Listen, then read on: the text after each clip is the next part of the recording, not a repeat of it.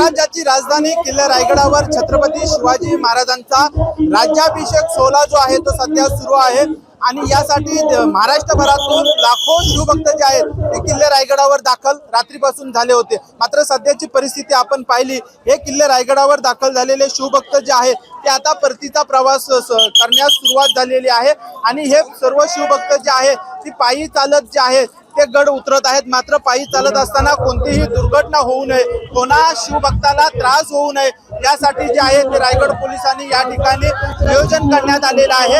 हा होळीचा माल आहे आणि या ठिकाणी मोठं रिंगण आखण्यात आलेलं आहे आणि एका लाईन मध्ये जे आहे हे शिवभक्तांना जो आहे तो पायरी मार्ग सोडण्याचं काम जे आहे ते या ठिकाणी जे समितीचे सदस्य आहेत ते करत आहेत। कारण लाखोच्या संख्येने शिवभक्त जे आहेत ते रात्रीपासूनच जे आहेत ते किल्ले रायगडावर आले होते आणि त्यांचा जो प्रवास परतीचा आहे तो सुखकर व्हावा, कोणतीही दुर्घटना होऊ नये यासाठी पाहिलं आपण तर परफेक्ट नियोजन जो आहे तो रायगड पोलिसांकडून करण्यात आलेला आहे। अजय नाटकर, जय महाराष्ट्र न्यूज, रायगड।